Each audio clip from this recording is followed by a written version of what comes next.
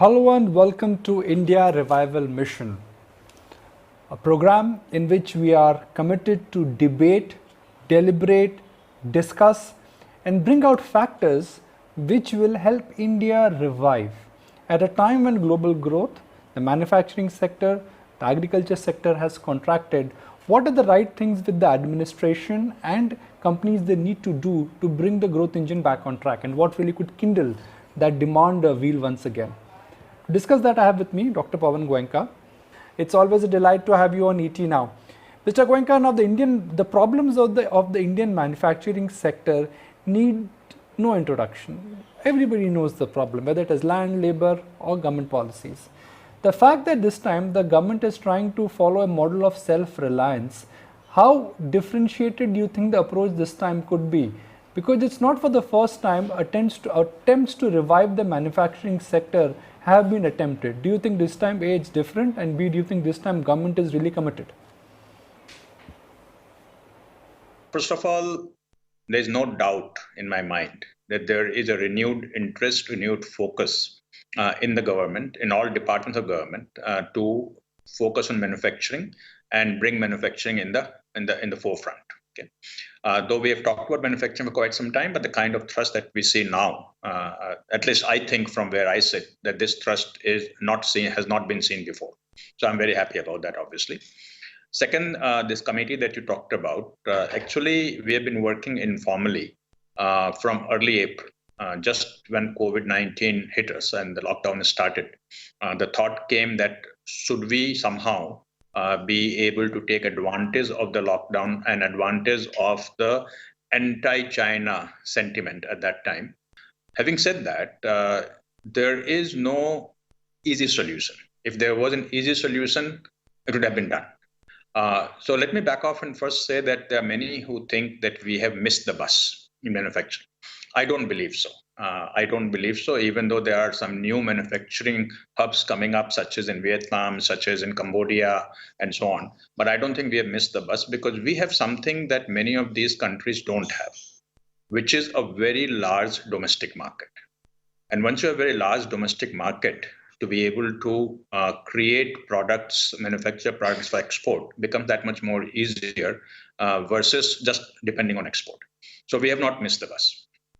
But there's a lot that needs to be done by the industry and the government working together. And the kind of dialogue that's happening now between the various sectors of the industry and different line ministries is something that I believe will lead to an outcome that we all are looking for. Now, what the committee has done is, or even from before the committee was formed, that we have identified 12 sectors in the first round and had lots of consultations with the industry first. And after the industry came to some kind of alignment and agreement on what needs to be done, to present those to various departments in the government, again led by Mr. Piyush Goyal, where he himself chaired many meetings and called in his colleagues from different ministries to listen to the view of the industry and then start acting. And I'm very happy to say that the kind of actions that are happening now, it's not just words, because there are a lot of people who ask me that, is it deja vu? Is it something where government is going to talk about things and nothing will happen? I don't think so. I think we have started seeing already in a very short time some of the things that are changing, that are being implemented, what the industry had asked for. So let me kind of take some examples of what can happen. Room air conditioner, something that has been mentioned in the past. It's 25,000 crore industry today. It can easily go to a 1 lakh crore industry, but more importantly, there's only 20% value addition happening in the 25,000 crore industry. In 1 lakh crore industry, we want to get 80% value addition. That means we can add 75,000 crore of manufacturing value addition just in room air conditioner.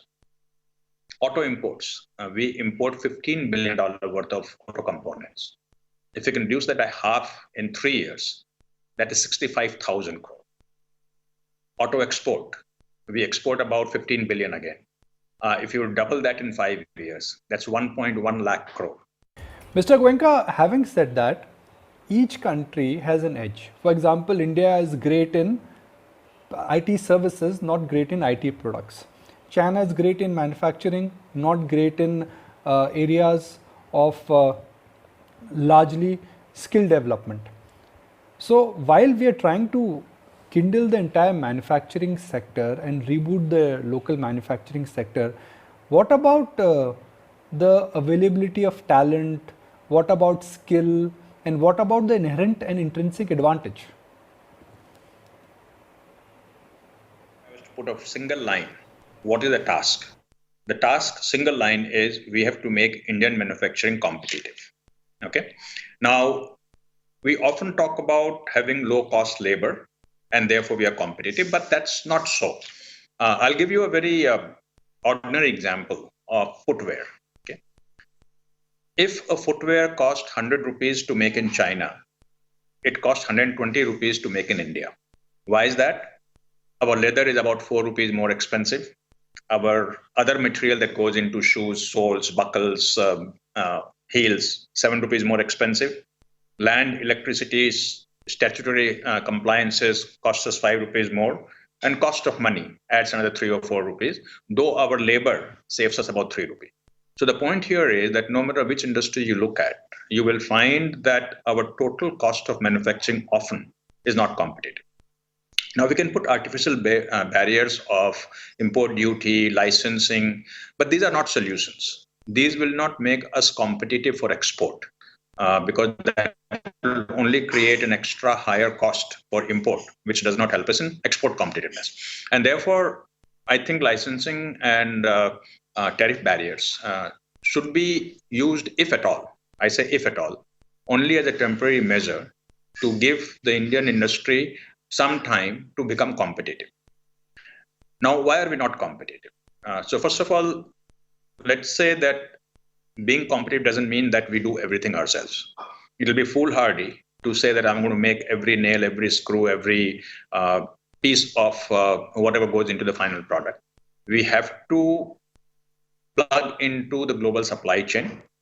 Sometimes we receive intermediate materials from other places and make the finished good. Sometimes we provide intermediate materials to others and let them make the finished good. So it has to be part of an overall ecosystem, which is not just an Indian ecosystem, but a global ecosystem where we are an integral part of. Okay? Today, unfortunately, India is not a part of such ecosystem in a very big way. And we have sort of three buckets of issues that I would talk about, which makes us non-competitive. So, Mr. Goenka, what are the three factors which need to be addressed right now so that we can this time make a meaningful impact in kickstarting the manufacturing sector, both at a scale and at local level? What needs to be addressed? Because we can get into a complexity and a web of problems. But what do you think are the three factors? If they are addressed tomorrow morning, manufacturing will start in next 1 quarter. So let's put three buckets of issues. And the first bucket, I would say, relate to commerce. Many countries give hidden export benefits. More importantly, China, which do not come under sort of the WTO radar, and they get away with it. India is very WTO compliant and does not do anything, and therefore sometimes we have a disadvantage in our exported goods in pricing. There is lack of FTAs to get preferred duty in our export. There are many things that we export where Indian goods have to pay 5%, 7%, 10% duty, and goods coming from other countries, many other countries don't pay that much duty or pay no duty at all. And we have a reverse problem on import, that there are too many FTAs that allow zero duty import, making Indian-made goods non-competitive. So this is something that doesn't have an easy solution, but something that we have to look at as to where do we want to become more competitive in terms of commerce and try and get preferential treatment, and where we are going to compromise, because to get something, you have to give up something. And therefore, if we want to get preferential treatment in one sector, we have to, in return, give a preferential treatment to other country, our partner, in another sector. And this, again, has been discussed a lot with the Commerce Ministry. by the industry, and they are very sensitive to it, and they're working on it. But at the same time, they're also saying that FTAs cannot happen overnight. It takes time, which we understand. So that's one bucket of problems. The second bucket of problem is the structural cost that we have. Now, our industrial power, for example, as everybody knows, is more expensive than domestic residential power, agriculture power, because of cross subsidy. Now, that becomes a heavy cost burden on the industry. Again, well recognized and not clear what the solution is. Government is working on it. Our logistic cost, everybody knows our logistic costs are 10, 15, 20% higher than logistic cost in China and Europe and USA. Again, very well recognized. Government is working on it. Not yet clear exactly what needs to be done. Regulatory costs in India are somewhat higher than regulatory costs in many other countries, and cost of money is obviously always a problem, though recently with all the rate cuts, it's somewhat more manageable, but otherwise cost of money is a huge problem. So that's the second issue, structural cost, that makes our manufactured goods more expensive. The third one, I would say, is the mindset. The mindset of the industry itself. How aspirational is the industry? Are we happy to get 5%, 7%, 8% growth every year? Or are we looking sort of a very big jump to become globally meaningful, globally significant in whichever sector we are in? We don't have this scale. The kind of, in many industries, the scale that we have, you compare that to scale in China, even Vietnam now, you would find that we are way behind. And in many of these manufactured goods, if you don't have a scale, you cannot get the cost advantage. So that's something that we really have to work on. Electronic component is a very good example of not having a scale. And therefore, we end up importing almost every hardware of electronic component that goes into the end product. Quality. Our quality bar is kind of too low. And if our products that we sell in India are not of very high quality, then product that we export cannot be of very high quality. And the industry really has to put a thrust on, in fact, asking government of India to increase the quality bar so that we are forced to make higher quality product, no matter what it is, and then be able to export them. Mr. Goenka, one of the reasons why China has emerged as a successful manufacturing behemoth is because of the policies. You know, for example, if you go to China, there is a town dedicated to furniture production. The entire ecosystem is created there. There's a town which is created for only production of handbags. There is a town which is created only for the production of white goods. In India, it's very difficult to replicate that model because that model is perhaps a very big competitive edge which China enjoys. Big companies are still able to get enough and more approvals from the state government and the central government. But if the manufacturing sector has to progress, then approvals have to be far easier and far easier at the MSME and SME level. Well, see, you have hit the nail right on one of the issues that we are facing today. So let me say that the recommendation that we have made from the furniture group and from the footwear group is exactly the same. We need to create large furniture park or furniture hub, and we need to create large footwear cluster. Okay? There are many that exist, but they are kind of not all-encompassing. We have to create something all-encompassing. For example, when a large buyer of furniture comes in to buy furniture in India, he or she needs to get to one place where they can look at everything that's possible, put their order, and they're done. They can design, they can have scale that they need. So we are looking at that. In fact, we have identified two possible locations for a furniture hub. We have identified one location for footwear hub cluster. Good thing is, Nikunj, that just like how the central government is sort of renewing their thrust on manufacturing, so are the states. And whoever I call to seek their interest in doing any of these things, you won't believe that they follow up. I don't follow up, and which was not the case a few years ago. And I'm happy to see the kind of desire that the states have on how do we bring in more investment, more jobs, right? Again, what will happen though when it really comes down to it, that when if you're going to create a furniture hub, and if we say, well, 500 acres is too much land, it's going to take 10 years to use it, and therefore let's start with 50 acres. That won't work. We have to think long term. And this is where government has to come in, because government probably has to do a little bit of, can I say, viability funding or viability gap funding, because we will have to put in some infrastructure in a hub that the private players may not be able to justify given the kind of timeline.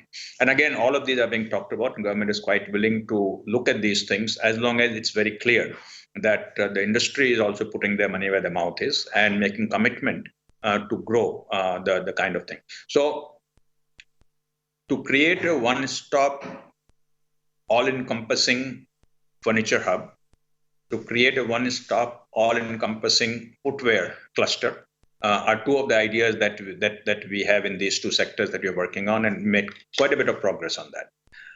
But if you turn around to a different situation, like let's say electronic component, there the issue is not about clusters and hubs.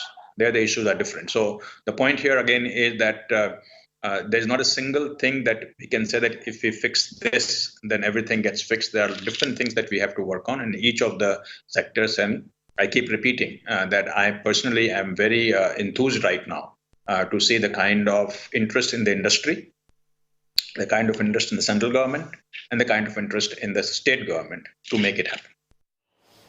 Right, Mr. Goenka, now there are two ways of looking at this big pot or this big opportunity pool.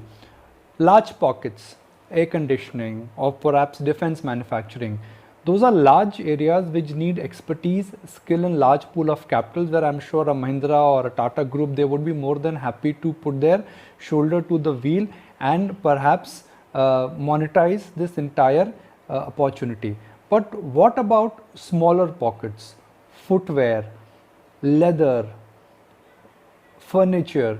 These are pockets which are dominated by small players in the unorganized sector. How do you think manufacturing in these important pockets would move? Because according to your numbers only, these pockets which are dominated by unorganized sector in India also form a very large part of imports. You're absolutely right that these sectors are sectors which are dominated by MSMEs, by unorganized players, not just MSMEs. And there are very few large players in these sectors. So can we really pull it through? That's the question that you're asking. Now, here, we are working on, shall I say, exciting larger business houses to get into these businesses. And what we need to do, as I said earlier, and I'm repeating, that we need to create tierization. Now, a small MSME will not have wherewithal to do a huge market development or brand building for their goods across the globe, right? It will require large corporation with huge scale to do that. And what we have been saying to our people that we're talking to is that you need to carry the MSMEs with you. That means don't try and do everything yourself. You create the front end. You do the, like if you're going to make shoes, the same player will not do heels and buckles and soles and stitching and leather tanning and all of these things.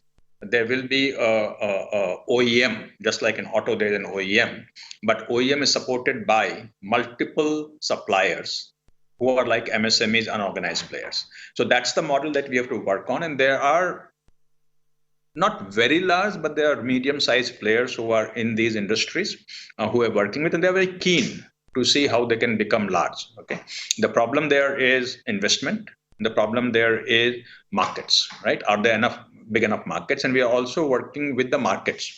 We are working with huge, large buyers outside India who buy the footwear and furniture in large quantities, in like hundreds of millions of dollars.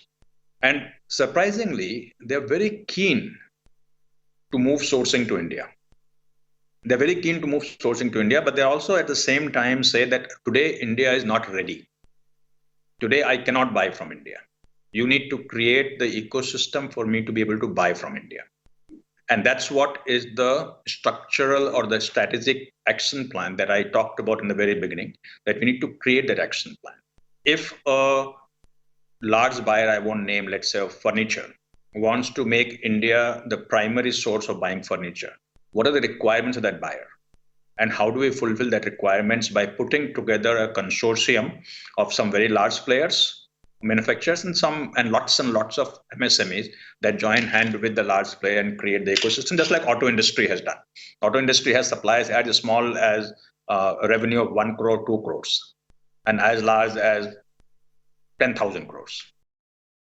Finally, Mr. Goenka, let's assume that everything falls into place. So when do you think the real process will start? When do you think on-ground activity or government's vision and your attempt at the corporate level will translate into reality? Are we 6 months, 9 months, or at least a year away before we see a complete reboot?